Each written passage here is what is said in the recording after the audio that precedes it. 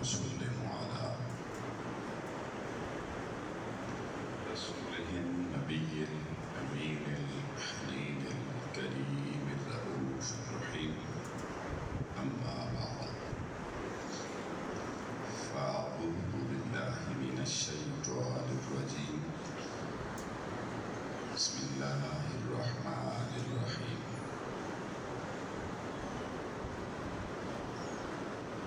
يا أيها الناس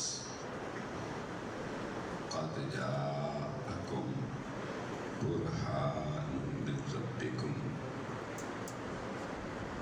وأنزلنا إليكم نورا مبينا صدق الله مولانا العظيم مولاي صل وسلم دائما أبدا على حبيبك خير الخلق كلهم محمد سيد الكونين والثقلين والفريقين من عرب ومن عجم. اللہ رب العزت کا بے پایاں لطف و احسان اور انعام و اکرام ہے کہ جس مالک ارض و سما نے ہمیں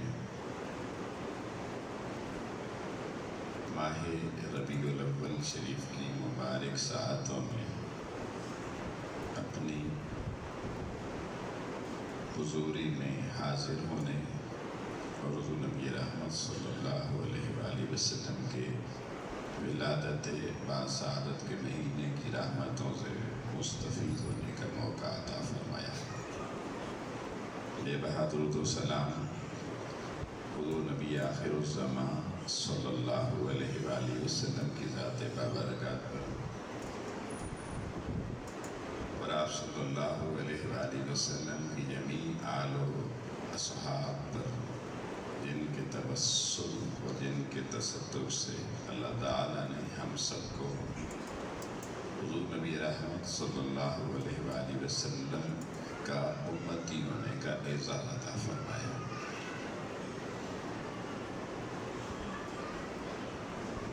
دوستان محترم، قرآن حکیم کی جو آیت مبارکہ میں نے آپ کے سامنے پڑھی ہے یہ قرآن مجید کی سورہ نمبر 4 ہے اور اس کی آیت نمبر 174 ہے.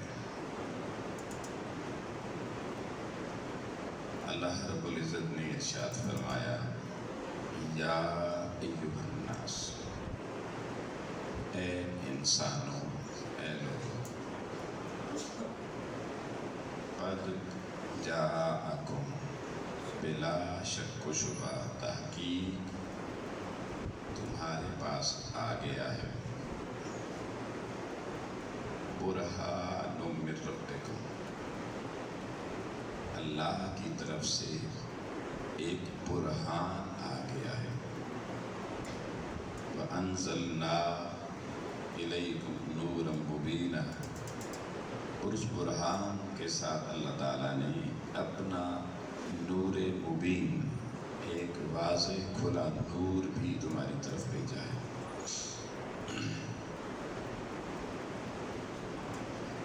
اس آیت مبارکہ میں اللہ تعالیٰ نے دو چیزوں کا ذکر کیا، ایک برہان کا ذکر کیا اور ایک نور مبین کا ذکر کیا.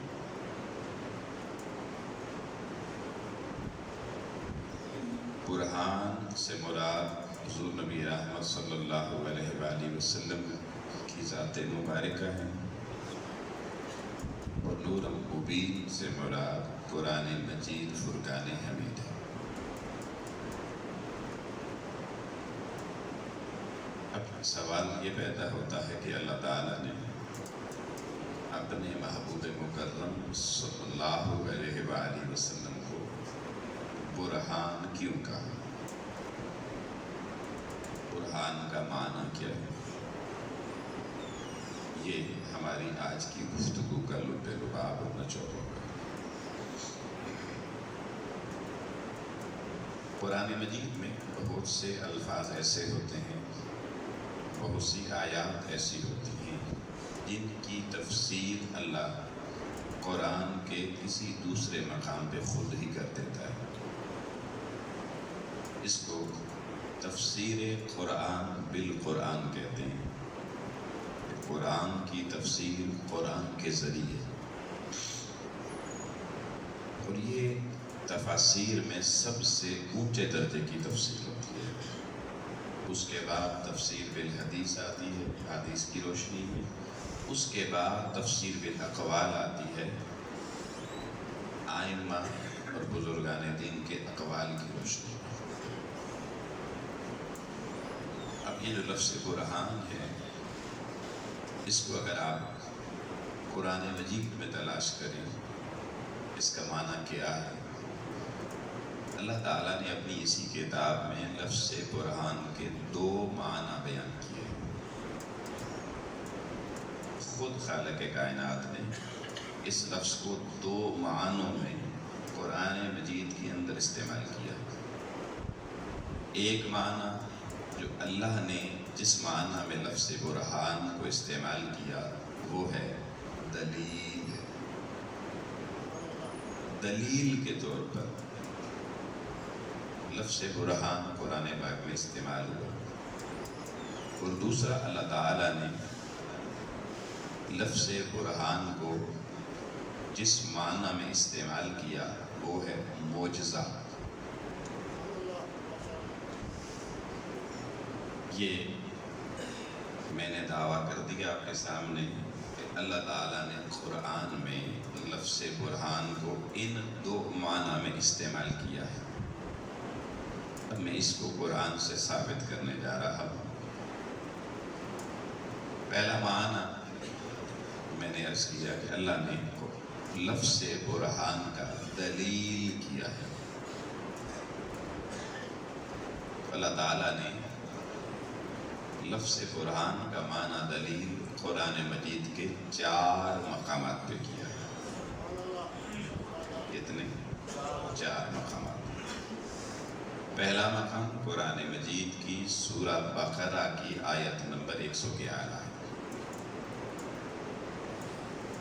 دوسرا مقام قرآن مجید کی سورہ انبیاء سورہ نمبر 21 اور آیت نمبر 24.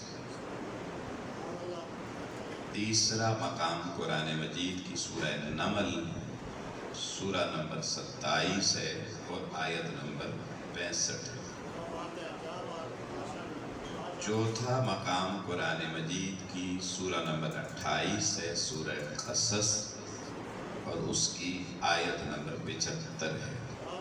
یہ 4 مقام قرآن مجید میں ہیں جہاں اللہ تعالیٰ نے لفظ برہان استعمال کیا.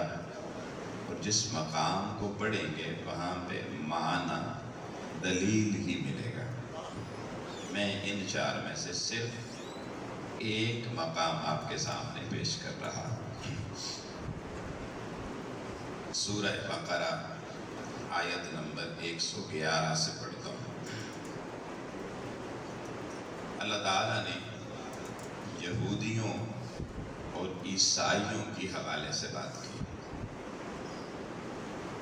یہودی اور نصرانی یہ دعویٰ کرتے تھے وہ جب حضور علیہ السلام نے دین مدین، دین اسلام کی دعوت دینا شروع کی، مکہ کے یہود و نصارہ نے کہا کہ لوگوں، یہ کیسا شخص ہے جو لوگوں کو کہتا ہے میں جنت میں لے کے جانا چاہتا ہوں. جنت میں تو ہمارے علاوہ کوئی نہیں جائے گا.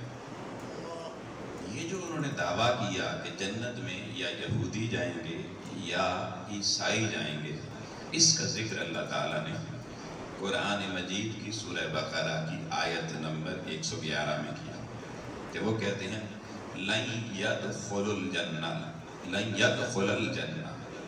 إِلَّا مَنْ كَانَ هُودًا أَوْ نَصَارَىٰ، کہ وہ کہتے ہیں جنت میں کوئی داخل ہو ہی نہیں سکتا سوائے اس کے الا من کانا، جو بنے گا ہودن یہودی او نصارہ یا نصرانی.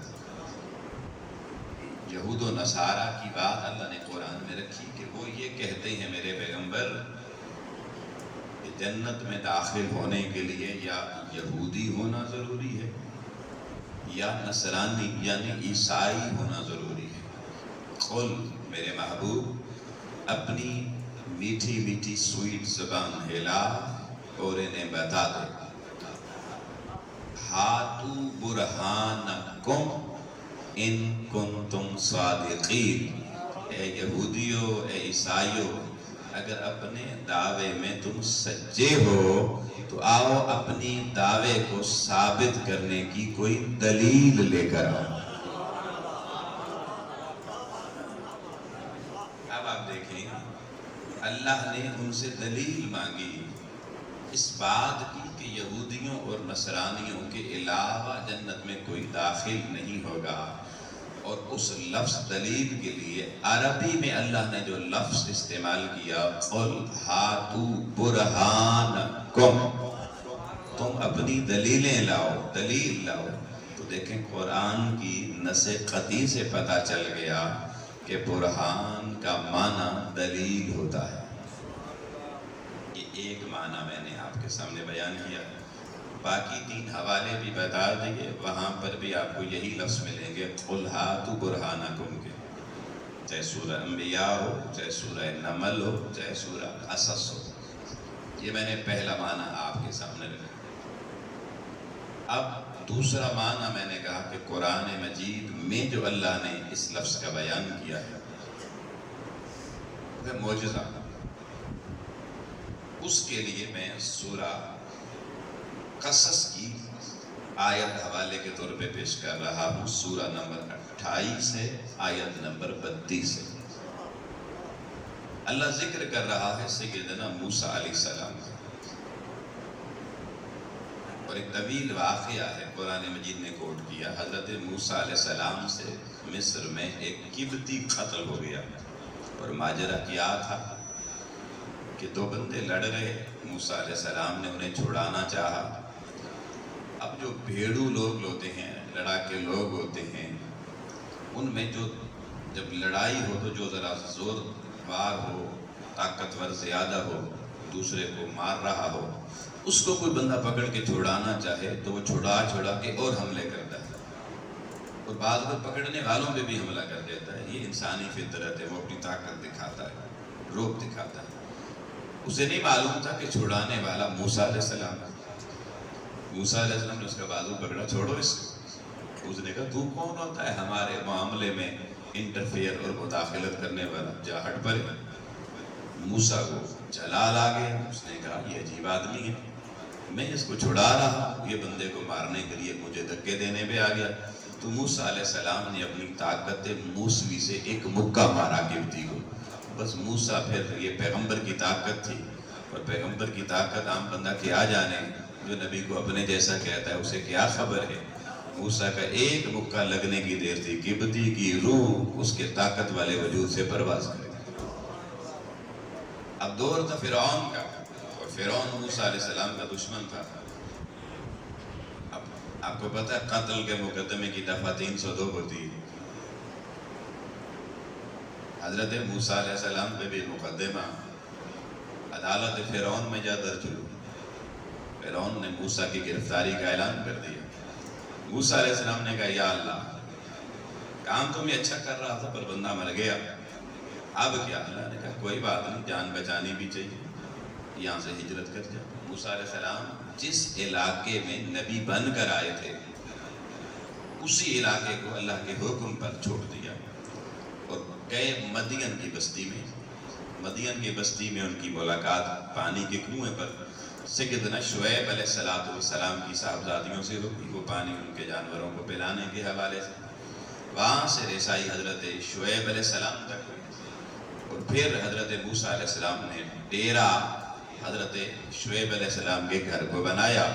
اب اس علاقے میں تو حضرت شعیب علیہ السلام نبی تھے، انہوں نے کام کرنا تھا اللہ کے دین کا، تو موسیٰ نے کہا چلو آپ دین کا کام کریں، میں آپ کی بکریاں چراتا رہوں، اپنا علاقہ چھوڑو۔ پھر دیکھیں اللہ تعالیٰ کا نظام کہ ان کی شادی حضرت شعیب علیہ السلام کی صاحبزادی حضرت صفورہ رضی اللہ تعالیٰ عنہ سے ہو گئی، اور مجھے تاریخ کے اوراق میں اور ایمان کی بستیوں کے اوراق میں پہلا شخص جو گھر داماد ملا وہ سیدنا موسیٰ علیہ السلام ہے۔ بعض لوگ کہتے ہیں گھر دامادی اچھی چیز نہیں ہوتی، تو موسیٰ کو پتہ نہیں تھی، بھائی ہمیں کیا بتاتے؟ اگر گھر داماد بننا بری بات ہوتی تو اللہ کا پیغمبر گھر داماد بنتا۔ 10 سال حضرت موسیٰ علیہ السلام حضرت شعیب علیہ السلام کے گھر میں اپنی زوجہ کے ساتھ رہے۔ اب 10 سال جب گزر گئے تو اب جہاں پر آسانی ہو، تعیش ہو، سہولیات ہو، سسرال کے گھر میں یقیناً ہر بندے کو جی چیزیں ملتی ہیں، تو موسیٰ علیہ السلام کا دل لگ گیا ادھر۔ تو اللہ نے 10 سال بعد موسیٰ علیہ السلام کا موسیٰ میں نے تمہیں مدین کے لیے تو نہیں مصر والوں کے لیے بھیجا تھا۔ ادھر فرعون بڑا سرکش ہو چکا ہے، اذهب الى فرعون انه طغى، فرعون بڑا سرکش ہو چکا، جا میں نے تمہیں اس کا سر کچلنے کے لیے بھیجا ہے، پکے سسرال میں ڈیرے لگانے کے لیے نہیں، گھر والوں کو لے جا اور جس وطن میں تمہیں نبی پیغمبر بنا کے بھیجا ہے وہاں اپنی رسالت کا ڈنکا بجا۔ سیدنا موسیٰ علیہ السلام اللہ کا حکم آنے کی دیر تھی، اہلیہ کو لیا چل پڑے۔ جب سرحد آ گئی، اب اس سلطنت اور ریاست میں داخل ہونا ہے جس کے لیے نبوت ملی ہے، اور حکومت ادھر اس وقت فرعون کی ہے۔ سیدنا موسیٰ علیہ السلام کہنے لگے یا رب العالمین، میں تیرے حکم پہ پیچھے تو نہیں جاؤں گا، آگے جاؤں گا، لیکن تجھے پتا ہے کہ میرے اوپر مقدمہ کتنا سخت ہے، اور اوپر سے انہوں نے اشتہاری مجرم بھی ڈکلیئر کیا ہوا ہے۔ بندہ عدالت میں پیش نہ ہو چند پیشیوں پہ اس کو اشتہاری مجرم کہا جاتا ہے۔ تو سیدنا موسیٰ علیہ السلام وہاں سے کیونکہ چلے گئے تھے تو کہا یہاں تو میرے بارے میں کیا چیم گوئیاں ہوں گی، یا اللہ فرعون پھر آئے گا، اس کے سپاہی آئیں گے، مجھے گرفتار کرنا چاہیں گے، سزا دینا چاہیں گے، اللہ یہ تو بتانا ان کا مقابلہ کرنا کیسے۔ اللہ تعالیٰ نے اس موقع پہ سیدنا موسیٰ علیہ السلام کو 2 معجزے عطا فرمائے جن کا ذکر قرآن مجید کی سورہ قصص کی اس آیت میں اللہ تعالیٰ نے کیا۔ اللہ تعالیٰ نے کہا موسیٰ ایک تو میں تمہیں عصائے موسوی، تیری ہاتھ کی لاٹھی، اچھا جی قبلہ آپ بھی ہاتھ میں ڈنڈا رکھ دیں تو آپ کا ڈنڈا دیکھ کے لگتا ہے کہ عصائے موسوی کی جھلک موجود ہے۔ فرمایا جو تیرے ہاتھ میں لاٹھی جس کے سہارے تو چلتا ہے، پرانے دور کے لوگوں کا طریقہ تھا ہاتھ میں لاٹھی رکھ کے چلتے تھے، کیونکہ جنگل جانور درند سانپ اور دیگر چیزوں سے حفاظت بھی ہوتی تھی، بندہ بھی کو ٹکر جائے تو اس کے لیے بھی ہتھیار ہوتا تھا۔ تو فرمایا کوئی نہیں، ہتھیار تیرے ہاتھ میں ہے، اس کو ہم معجزہ بنا دیتے ہیں، فکر نہ کر، طویل راستہ تو نے سفر کرنا ہے، پیاس لگ جائے پتھر پہ اپنا عصا مارنا تیرا کام ہے، پانی کے چشمے نکالنا ہمارا کام۔ دریا آ گیا، یا اللہ پار جانا ہے کیا کروں؟ کہا موسیٰ کوئی بات نہیں، دریا پہ اپنا عصا مارنا تیرا کام ہے، عصائے موسوی کے ذریعے پل بنانا اللہ کا کام ہے۔ فرعون کے دربار میں کہا کوئی بات نہیں، جادوگر آ جائیں گے، جادو دکھائیں گے، گھبرانا نہیں، میں تمہیں معجزہ عصا کی صورت میں دے رہا ہوں۔ دربار فرعون میں اپنا عصا زمین پہ رکھنا تیرا کام ہے، اژدہا بنا کے جادوگروں کا سامان نکلوانا ہمارا کام ہے۔ ایک یہ معجزہ نہیں، دوسرا معجزہ اللہ تعالیٰ نے کہا کہ موسیٰ اس کو یدا کفی جیبے کا، اپنا ہاتھ اپنی جیب میں ڈالنا۔ یہ جیب عربی زبان کا لفظ ہے، جب کہتے ہیں نا قمیض میں جیب لگی ہوئی ہے، یہ عربی کا لفظ ہے۔ اپنا ہاتھ اپنی جیب میں ڈالنا، اپنے گریباں میں ڈالنا، اور تخرج بیضاء، جب تو ہاتھ اپنی جیب میں ڈال کر نکالے گا فرعونیوں کے سامنے تو کیا ہوگا؟ تیرا ہاتھ نور سے، سفید رنگ کے نور سے چمکتا ہوا نظر آئے گا، تیرے ہاتھ سے نور کی کرنیں ہم روشن کر کے دنیا کو دکھا دیں گے۔ دوسرا یہ معجزہ ہے۔ ان دونوں معجزوں کا ذکر کر کے اللہ تعالیٰ نے موسیٰ علیہ السلام کو کہا اب جملہ سن، فرمایا فذانک، یہ سورہ قصص سورہ نمبر 28 آیت نمبر 32، فذانک برہانان، ذانی کا تثنیہ کا صیغہ ہے، برہانان بھی تثنیہ کا صیغہ ہے۔ عربی زبان میں واحد کے بعد جمع نہیں آتی، تثنیہ 2 کے لیے استعمال ہوتا ہے، جب 2 چیزیں ہوں اس کے لیے جو صیغہ عربی میں استعمال ہوتا ہے لوگ اسے تثنیہ کہتے ہیں۔ تو اللہ نے فرمایا فذانک، یہاں بھی تسنیہ کا سیگا کہ یہ جو تمہیں دو ہم نے دیے ہیں، دو، یہ کیا دیے ہیں؟ برہانان، ہم نے اے موسیٰ یہ تمہیں دو معجزے دے دیے ہیں، الی فرعون و ملائہ، فرعون اور اس کے حواریوں کے مقابلے میں جب تمہیں کوئی اسی چیز کی مسئلہ پریشانی آئے گی، بس ہمارے یہ دو معجزے تیرے لیے کافی ہوں۔ اب دیکھیں قرآن کی نص قطعی سے بات سمجھ میں آ گئی کہ اللہ نے برہان کا لفظ اس مقام پر جس معنی میں استعمال کیا ہے وہ معنی معجزہ ہے۔ میں نے دونوں معنی لفظ برہان کے قرآن مجید برہان رشید سے آپ کو ثابت کر دیے، دلیل بھی اور معجزہ بھی۔ اب احباب گرامی آ جائیے سورہ نساء کی آیت نمبر 174 پہ واپس۔ فرمایا یا ایھا الناس، اے لوگو، اے انسانوں سنو، قد جاءکم برہان من ربکم، میں نے مصطفیٰ کریم کو تمہارے درمیان برہان بنا کر، معنی کیا ہوا؟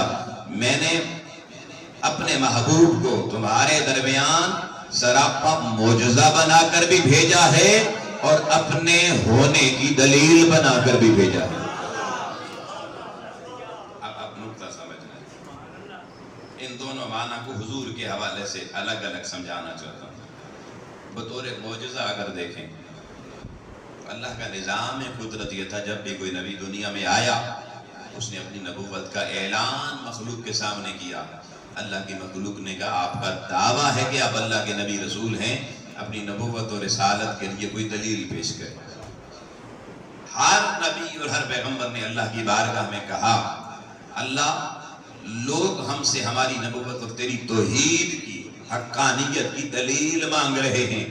اللہ نے ہر نبی کو کوئی نہ کوئی معجزہ عطا فرمایا اور معجزے سے پیغمبر نے اللہ کی حقانیت کو اور اپنی نبوت اور رسالت کو مخلوق سے منوایا۔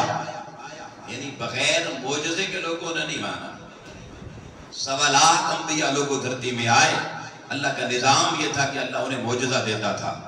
اب معجزہ اللہ کی طرف سے دی جانے والی وہ طاقت ہے جو ملے تو نبی کی نبوت مانی جاتی ہے، نبی کی رسالت مانی جاتی ہے۔ احباب گرامی آدم آئے، نوح آئے، ابراہیم علیہ السلام آئے، موسیٰ و عیسیٰ آئے، اللہ نے کسی نبی کو صرف ایک معجزہ دیا، اتنا ہی کافی رہا۔ کسی کو 2 معجزے دیے، اس کے لیے اتنے کافی تھے۔ کسی کو 3، کسی کو 4، کسی کو 8، 10 تک معجزے دیے۔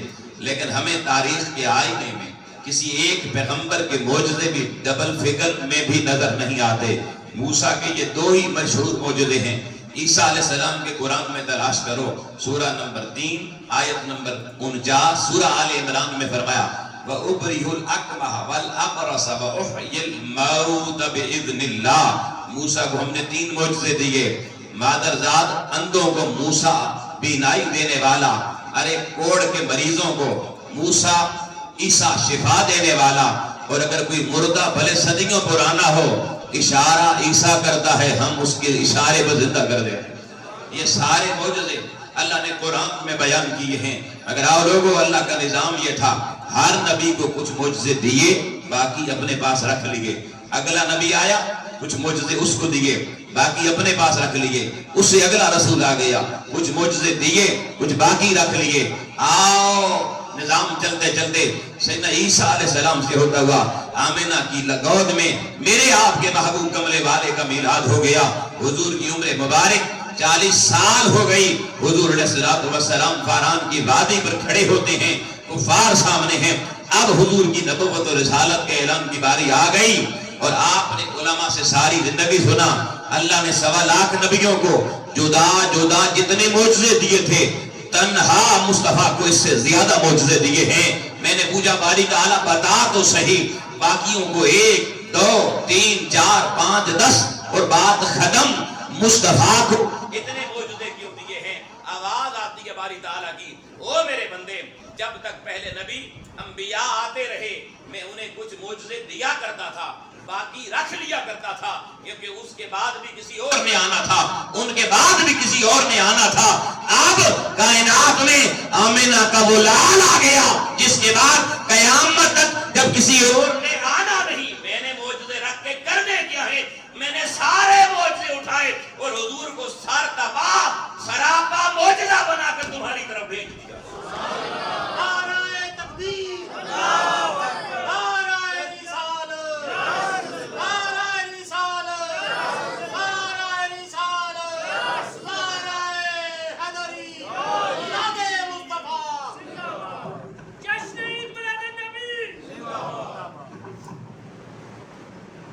احباب گرامی، یوں اللہ تعالیٰ کی ذات نے حضور نبی رحمت صلی اللہ علیہ وسلم کو، لیکن یہ جملہ میں اس کی تصحیح کروں گا، یہ جو کہا جاتا ہے اللہ نے حضور کو اتنے معجزے دے دیے، میری تحقیق کے مطابق یہ جملہ ٹھیک نہیں ہے. ابھی بڑا سوال آپ کے ذہنوں میں پیدا ہو جائے گا، کوئی ساری زندگی تو یہی سنتے رہے نا اللہ نے معجزے دیے، تو یہ کیا کہہ رہے ہیں؟ اب ذرا غور کیجیے گا. قرآن کے لفظ کیا ہے؟ قد یا ایھا الناس، اے انسانوں، قد جاءکم برہان من ربکم، تمہارے پاس اللہ کی طرف سے آنے والا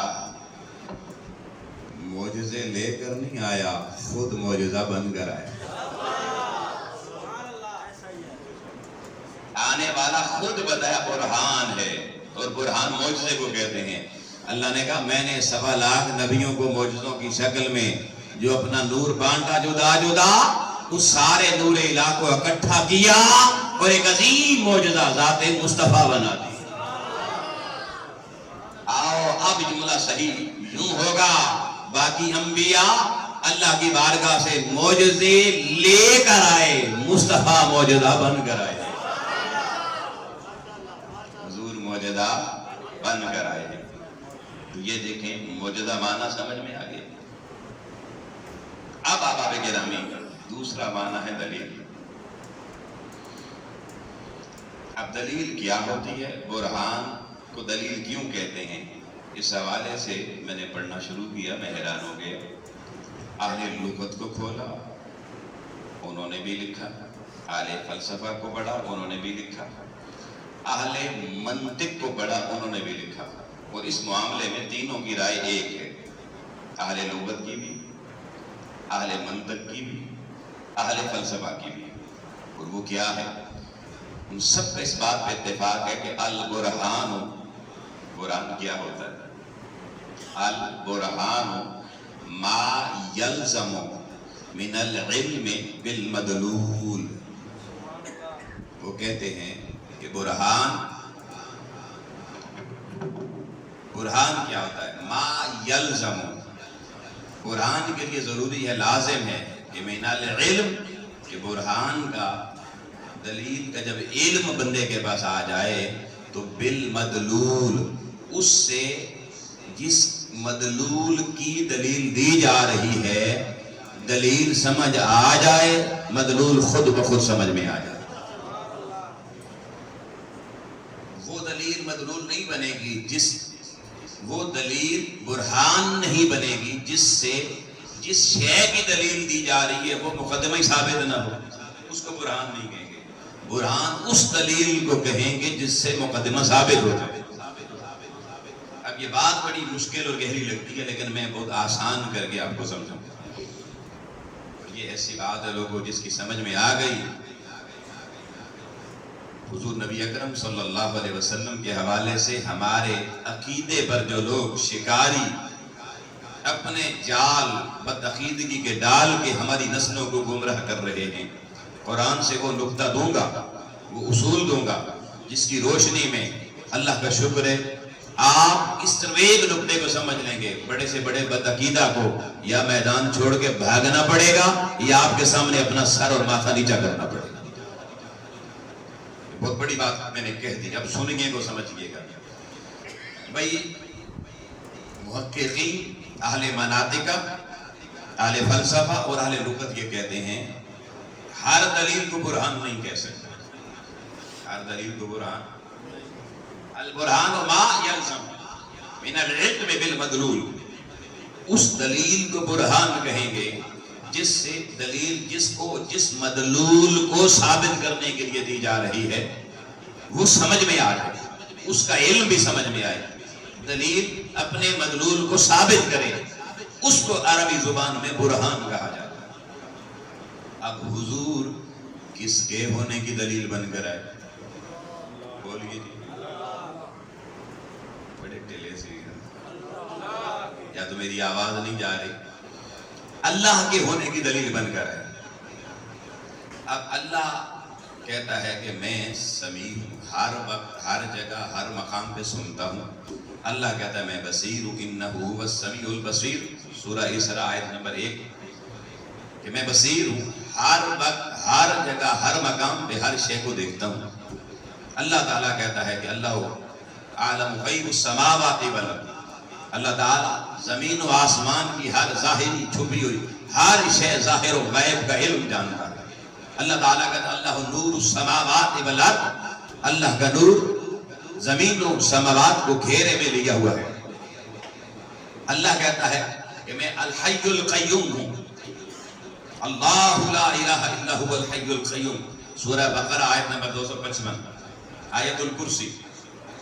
اللہ حی القیوم ہے، ہمیشہ سے اس کی حیات ہے، ہمیشہ رہے گی، اور قیوم ہمیشہ قائم دائم اس کی ربوبیت رہے گی۔ اس کی ربوبیت کو زوال نہیں، اس کی خالقیت کو زوال نہیں، اس کی کسی شان کو زوال نہیں ہے۔ وہ ہر زوال سے مبرہ ہے، ہر فنا سے مبرہ ہے۔ یہ اللہ کی شانیں ہیں دوستان محترم۔ آپ کوئی اللہ کی ذات کو سمجھنا چاہے تو فرمایا دلیل اس کی مصطفیٰ کریم کا وجود ہے۔ ذات پیغمبر کو میں نے اپنے ہونے کی دلیل بنا دیا ہے۔ اب اگر یہ ساری شانیں حضور کی ذات میں سمجھ میں آ گئیں، اور وہ سمجھ میں آتی ہوئی کہ اگر حضور کا مقام، حضور کی سماعت، حضور کی بصارت، حضور کا علم، حضور کی حیات، حضور کا نور اتنا بڑا ہے تو تمہیں خدا خود سمجھ میں آ جائے۔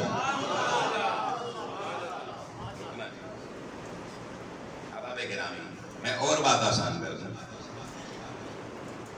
کہ دلیل سے مدلول کا ثابت ہونا کیا ہوتا ہے، اور اگر دلیل مدلول کو ثابت نہ کرے وہ دلیل ہی نہیں کہلاتی، وہ برہان نہیں کہلاتا۔ میں مثال کے طور پر یہاں پر اگر یہ کہوں کہ ہمارے محترم بزرگ بیٹھے ہیں محمد رضا صاحب، یہ بہت بوڑھے بزرگ ہیں۔ کوئی پوچھے جی آپ کو کیسے پتا چلا بوڑھے بھی ہیں بزرگ بھی ہیں؟ میں کہوں اس لیے کہ یہ کھانا بہت زیادہ کھاتے ہیں۔ آپ میں کہ کمال بات ہے، بوڑھا کھانا زیادہ کھاتا، بزرگ کھانا زیادہ کھاتا، یہ بزرگی کی علامت، یہ دلیل کوئی مانے؟ اس کا معنی یہ کہ برہان نہیں بنی دلیل۔ میں اگر یہ کہوں کہ محترم راجہ صفدر صاحب ان کے ساتھ بیٹھے ہوئے ہیں، اسلام آباد سے تشریف لاتے ہیں، کہ بھائی یہ بہت بڑے اللہ کے ولی ہیں۔ آپ کہیں بھائی آپ کے پاس کیا دلیل ہے کہ یہ اللہ کے ولی ہیں؟ میں کہوں جی یہ موٹر سائیکل بہت اچھا چلاتے ہیں۔ آپ کہیں بھائی اللہ کے ولی کی ثابت کرنے کے لیے موٹر سائیکل تیز چلانا ضروری ہے، یہ کیا بات ہے؟ پھر حضور غوث پاک کے دور میں تو موٹر سائیکل تھی ہی نہیں، کوئی دلیل سمجھ لی؟ ایسی بے سروپا دلیل اپنے مدلول کو ثابت نہیں کرتے۔ میں کہوں القبلہ سید سجاد حسین شاہ صاحب میرے سامنے بیٹھے ہیں، یہ بہت بڑے قرآن مجید کے عالم ہیں۔ آپ کہیں جی دلیل دیں، میں کہوں جی کہ سوتے بہت زیادہ ہیں۔ آپ کہیں گے بھائی بڑے عالم کا سونے سے کیا تعلق؟ اب یہ بات سمجھ میں آئی کہ دلیل ہمیشہ وہ ہونی چاہیے کہ جس شے کی دلیل دی جا رہی ہے وہ اس سے بات جڑتی نظر آئے۔ ہاں اگر میں یہ کہوں کہ حضرت قبلہ سید سجاد حسین شاہ صاحب یہ بہت بڑے عالم ہیں، اور میں کہوں اس لیے کہ دلیل یہ ہے کہ میں نے ان کی لائبریری میں دیکھا ہے انہوں نے 10,000 سے زیادہ کتابیں پڑھ رکھی ہیں، اب بات سمجھ میں آئے گی کہ 10,000 سے زیادہ کتابیں پڑھنے والا بڑا عالم ہو سکتا ہے۔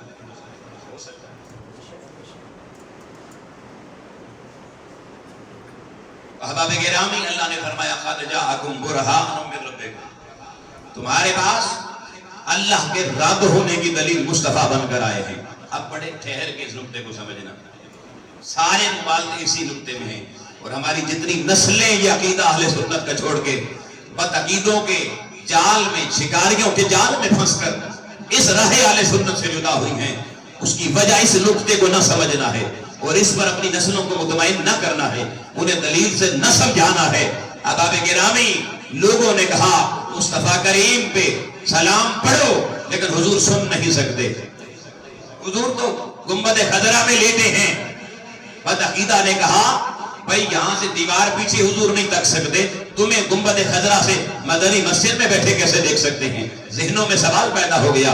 کہنے والے نے کہا حضور تو 12 ربیع الاول کو پیدا ہوئے، اس دن سن ولادت سے، برتھ ڈے سے زندگی شروع ہوتی ہے، اور 63 سال کے بعد وصال ہوا، دفن کر دیا گیا، قبر بن گئی۔ تم کہتے ہو ہم آج بھی حیات مانتے ہیں، کیسے ہے؟ بس 63 سال عمر تھی، ختم ہو گئے۔ نسلوں کے ذہنوں میں سوال پیدا ہو گیا، شاید حضور ختم ہو گئے۔ پھر کہنے والے نے کہا تم حضور کو کہتے ہو کہ حضور علیہ الصلوۃ والسلام کا نور ازلی ابدی نور ہے۔ انہوں نے کہا نور نہیں ہے، قرآن کہتا ہے قل انما انا بشر مثلکم، 2 مقام پہ قرآن نے کہا ہے۔ تو دیکھو حضور تو ہماری طرح معاذ اللہ بشر ہے، مثلکم کہا قرآن نے، تمہاری طرح۔ تو کہنے والے نے تمہاری طرح کو بدل کے کہہ دیا ہماری طرح کے، قرآن سے دلیل بھی دے۔ جب آپ نے کہا حضور ہم سب کے مالک کائنات ہے، اس نے قرآن کی آیت پڑھ دی کہ محبوب تو اپنی جان کو نفع دینے کا مالک بھی۔ اس نے کہا جب قرآن کہہ رہا ہے حضور اپنی جان کو نفع نہیں دے سکتے، کائنات کو کیسے دے سکتے؟ حضور تو بے اختیار ہیں۔ آپ نے کہا حضور کے پاس کائنات کے کل اختیارات ہیں۔ اس نے کہا قرآن کہتا ہے اپنی جان کا نفع نقصان کے مالک نہیں ہے، باقی کائنات کے مختار کل کیسے ہو سکتے ہیں؟ تو آؤ نسلوں کے ذہنوں میں سوال آئے، علماء کے پاس گئے، خطباء کے پاس گئے، سوال کیے، انہوں نے دلیل دینے کی بجائے، قرآن و سنت سے بات سمجھانے کی بجائے کہا تو فلانا ہو گیا ہے، تو فلانا ہو گیا ہے، اس پہ فتویٰ لگا دیے۔ اس نے کہا چلو فتوے لگانے ہیں تو لگاؤ، ہم ادھر ہی جا رہے ہیں۔ نسلیں ویرانیوں کی راہوں کی طرف چلی گئی، لوگوں نسلیں آباء و اجداد کا عقیدہ بدل گئی، اور کسی نے پھر کوئی ہمارے جیسا شیخ الاسلام ڈاکٹر طاہر القادری کا ادنا شاگرد آ کے بیٹھا، اس نے کہا میں تمہیں سمجھاتا ہوں۔ پھر نادانوں نے کہا نسلوں کو ان کے پاس نہ جانا، یہ طاہر القادری کے شاگرد ہیں، جہاں سے دلیل ملنی تھی، جہاں سے بات سمجھنی تھی، جہاں سے عقیدہ بچنا تھا، ان سے دور کر دیا۔ نہیں جمعہ ادھر نہ پڑھنا، پتہ نہیں تمہیں کیا ہو جائے گا، کھا جائیں گے وہ ظالموں نادانوں، تمہیں کیا ہو گیا ہے؟ ہم کون سے بندے کھا رہے ہیں؟ ہم تو اللہ کا قرآن سامنے رکھتے ہیں تاکہ ہماری ہر بات کی دلیل قرآن سے تمہارے سامنے رکھتے ہیں۔ آپ سننا، نسلیں تم نے اجاڑ دی اور باقیوں کو اجاڑنے کے پروگرام بنا کر بیٹھے ہوئے ہو، مگر آؤ ارشد مصطفی ہاتھ جوڑ کے کہتا ہے آؤ ذاتیات پہ نہ جاؤ، محمد عربی کے دین کی طرف آؤ، جہاں سے دین ملے، جہاں سے دلیل ملے، جہاں سے عقیدہ صحیح ملے، اپنی نسلوں کو اس دروازے پہ بٹھاؤ، نسلوں کا ایمان بھی بچے گا، تمہارا بھی بچے گا، دنیا میں بھی تمہارے جھنڈے اونچے ہوں گے، قیامت کو بھی مصطفیٰ کی بارگاہ میں تمہارے نام اونچے ہوں گے۔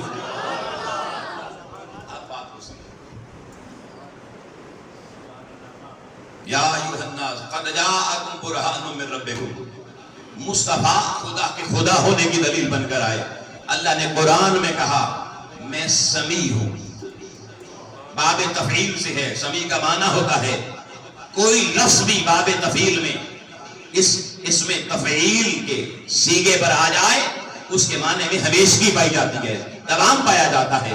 اللہ رحیم ہے، ہمیشہ رحم فرمانے والا ہے، اللہ سمیع ہے، ہمیشہ سننے والا ہے، اللہ بصیر ہے، ہمیشہ تکنے والا ہے۔ آپ لوگوں میں پوچھتا ہوں، اب اللہ کے اس بات کی، اللہ کو ہم نے تو دیکھا نہیں، ہم نے تو سنا نہیں، ہم پوچھ نہیں سکتے اسے۔ ایک عام بندے کو، ایک کافر کو، مستشرق کو منوانا ہے تو وہ فوراً کہے گا نا دلیل تو اللہ کیسے ہر جگہ سنتا ہے، ہر وقت سنتا ہے، اللہ کیسے حی و قیوم ہے، اللہ کیسے ہر وقت رحم کرنے والا ہے، اللہ کیسے ہر وقت دیکھنے والا ہے۔ قرآن کہتا ہے دلیل مصطفیٰ ہے۔ اب اگر کوئی نادان کہے مصطفیٰ گنبد خضرا سے باہر تک ہی نہیں سکتے، حضور ہمارا درود سن ہی نہیں سکتے، تو حضور نہ سن سکتے ہیں، نہ تھک سکتے ہیں، حضور معاذ اللہ مر گئے ہیں، ختم ہو گئے ہیں۔ تو حضور کو اللہ اپنے ہونے کی دلیل بنا رہا ہے، اس کا معنی کیا؟ اللہ بھی ختم ہو گیا معاذ اللہ، اللہ بھی نہیں سن سکتا معاذ اللہ، اللہ بھی نہیں دیکھ سکتا معاذ اللہ، اللہ بھی حی و قیوم نہیں ہے معاذ اللہ، اللہ بھی کوئی نور اس کا نہیں رہا معاذ اللہ۔ جب حضور میں اس میں سے کسی شان کو نہیں مانیں گے، مختار کل ہونا آپ کا نہیں مانیں گے، اس کا معنی ہے آپ کا رب مختار کل کیسے ہو سکتا ہے؟ کیوں؟ دلیل مصطفیٰ ہے۔ یا یہ کہہ دو ہم وجود باری تعالیٰ کی دلیل مصطفیٰ کو نہیں مانتے، تو قرآن کی اس نص قد جاءکم برہان کا انکار کرنا پڑے گا، اور قرآن کے ایک لفظ کا بھی بندہ انکار کر دے دائرہ ایمان سے باہر چلا جاتا ہے۔ آپ لوگوں کو قرآن کا انکار نہیں ہو سکتا، جب انکار نہیں ہو سکتا تو پھر ماننا پڑے گا اگر مصطفیٰ وجود خدا کی دلیل ہے تو اگر میرا خدا ہمیشہ سنتا ہے، میرے محبوب مدینے سے ہر امتی کی صدا سن لے۔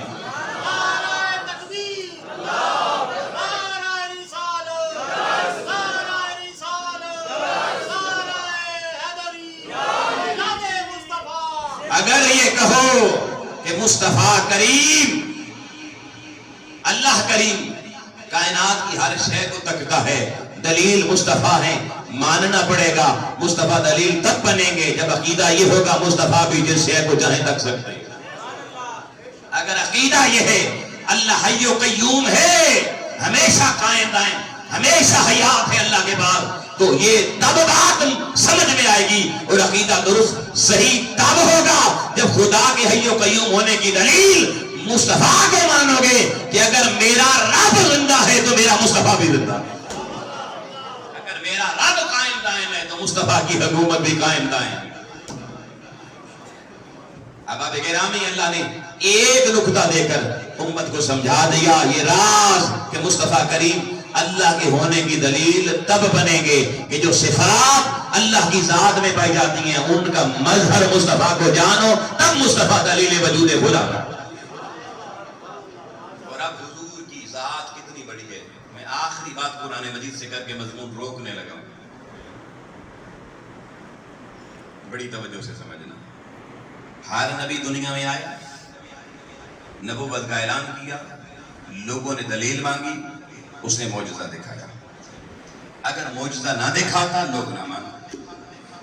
یہ اصول چلا آ رہا تھا، اسی اصول اور پیٹرن پر جو میرے اور آپ کے محبوب علیہ السلام نے اپنی نبوت اور رسالت کا جھنڈا اونچا کیا، اعلان نبوت کیا، اللہ کی توحید کا ڈنکا بجایا، اپنی رسالت کا ڈنکا بجایا، تو اہل مکہ نے بھی حضور سے وہی سوال کیا، آپ کا دعویٰ ہے آپ نبی ہیں، رسول ہیں؟ جی میرا دعویٰ ہے، حضور نے کہا اپنے نبی رسول ہونے کی دلیل پیش کیجیے، معجزہ دکھائیے ہمیں۔ اب میرے محبوب نے اللہ کی بارگاہ میں پوچھا ہوگا نا، مولا آدم سے لے کر عیسیٰ تک ہر ایک سے جب یہ سوال ہوا، انہوں نے تیری بارگاہ سے کوئی معجزہ ملا، وہ دکھایا، ان کی نبوت و رسالت تب مانی گئی، بتا میں کیا کروں؟ اللہ نے کہا میرے محبوب آدم، نوح، عیسیٰ، موسیٰ، سلیمان، داؤد وہ معجزہ دکھائیں، امت تب مانے یہ نبی ہے۔ اگر تو بھی وہی کام کرے گا تجھ میں ان میں فرق کیا رہے گا؟ یہاں تو ایسے نادان اور ظالم پہلے ہی ہیں جو کہتے ہیں ہمارے جیسے ہیں، پھر کہیں گے مصطفیٰ باقی نبیوں جیسے ہیں۔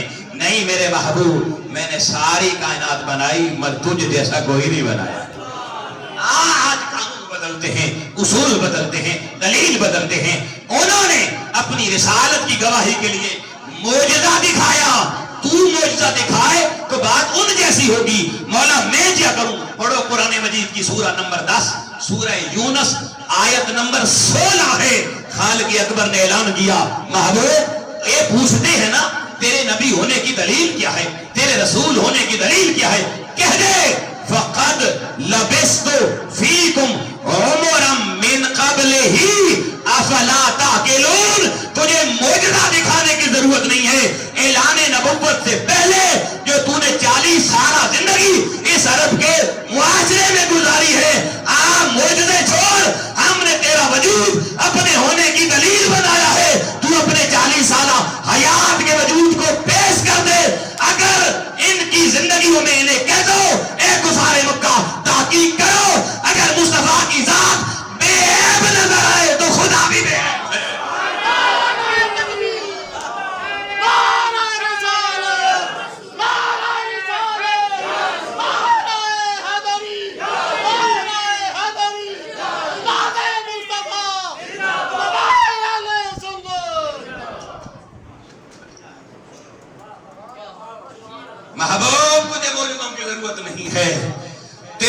ذات ایسی بناتی ہے، تجھے وجود ایسا عطا فرما دیا ہے.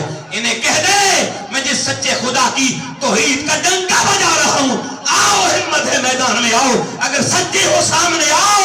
مصطفیٰ کی 40 سالہ حیات کو دیکھو. ان نادانوں کو بھی پیغام دے رہا ہوں جو کہتے 40 سال تک تو عام آدمی تھا. وہ ظالم اگر عام آدمی ہوتا اپنی نبوت کی دلیل کے طور پہ 40 سالہ حیات کو کبھی پیش نہ کرتے. ارے مصطفیٰ نے قرآن کی زبان میں 40 سالہ حیات کو اپنی رسالت کی دلیل کے طور پر پیش کر کے دنیا کو بتا دیا مصطفیٰ جیسا کوئی نہیں.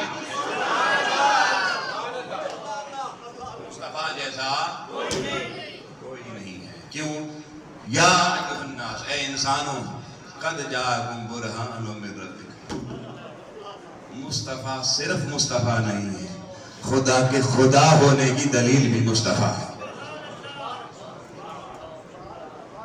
احباب گرامی قدر، بس یہ میلاد النبی حضور کا 1500واں میلاد النبی کا یہ سال ہے. اپنے عقیدے درست کریں، عقیدے پہ دلیل مضبوط رہو، نسلوں کو بچانے کا اہتمام کرو. خناسوں کی دنیا، شراروں کی دنیا، دشمنان رسول کی دنیا پھر سے بہت ایکٹیو ہے. اور جیلم کا وہ بدبخت، اس نے ابھی جو بدبختی کی انتہا کی وہ آپ کو پتا ہوگی.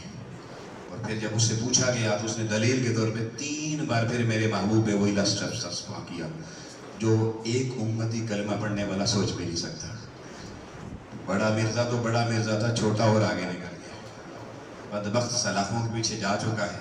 اگر امت اس میلاد النبی میں حضور کا میلاد ایسے منانا ہے بدبختوں کو بھی پیغام ملے اور ہماری انتظامیہ جو ایڈمنسٹریشن آف اور کنٹری آف پاکستان اس کو بھی پتا چلے کہ حضور غلامان مصطفیٰ حضور کی عزت پہ کوئی کمپرومائز نہیں کرے. اس لیے 295 سی اب اس بدبخت پہ لگنی چاہیے جو اس حق میں وہ ہاتھ اٹھا کے اللہ کے گھر میں گواہی دے. بدبخت پہ 295 سی لگنی چاہیے. ہمارا مطالبہ ہے حکومت پاک. اس پہ اگلے جمعے کو میں کچھ آپ کو ڈیٹیل سے بھی عرض کروں گا. لیکن احباب گرامی آخری بات کہ میں نے پہلے جمعے پر آپ کو ایک بات گزارش کی تھی کہ اس وقت امت میں حضور کو تو سارے مانتے ہیں، حضور بڑے ہیں، مگر امت کے کئی امتحانات بھی ہوتے ہیں اور وہ اولاد رسول کے ذریعے ہوتے ہیں. میں نے بتایا تھا کہ ایک شاہ صاحب ہیں جن کے دامن میں 6 بیٹیاں ہیں، بتایا تھا نا آپ کو، اور عمر 70 سال ہے، یہ بھی بتایا تھا. حضور کی آل ہے. آج وہ ہمارے درمیان اس وقت پہلی صف میں موجود ہے الحمدللہ. بس میں اس سے زیادہ اس میں کوئی کلام نہیں کروں گا. 70 سال کا بندہ کیا کام کر سکتا ہے، کتنی طاقت وجود میں ہوتی ہے بہتر جانتا ہے. اور 7 بیٹیاں جوان ہیں. میں یہ چاہتا ہوں کہ آج جمعے کی نماز کے فوراً بعد آپ لوگ خود پتہ چلے گا حضور کا میلاد شروع ہوا ہے، پہلا جمعہ ہے، حضور سے محبت تو یہاں پتہ چلے گی. آج اگر آپ کے پاس جیب میں کچھ نہیں ہے آپ اگلے جمعے بھی یہاں پہ جمع کروا سکتے ہیں. مگر میں یہ چاہتا ہوں کہ سید بادشاہ ہیں، ان کی بیٹیاں ان کے دروازے سے اس طرح سے رخصت ہوں آپ کی محنت سے، کوشش سے، کہ کل قیامت کو رسول اللہ دور سے دیکھ کے کہیں انہوں نے میرے ایک بیٹے کی مشکل حل کر دی، اللہ آج ان کی ساری مشکلیں حل کر دی. اس پہ اس سے زیادہ کلام نہیں. سعادات کی نوکری ہم نے کرنی ہے. نماز میں بھی پڑھیں گے اللہم صلی علی محمد وعلی آل محمد. میرا کام تھا صرف آپ کو اشارہ کرنا، باقی آپ سمجھدار لوگ ہیں. اس طرح خدمت کریں گی کہ رسول اللہ راضی ہو جائے. بس آپ نے رسول کو راضی رکھنا، سامنے رکھنا ہے. بس پھر اپنی استطاعت سامنے رکھنی ہے.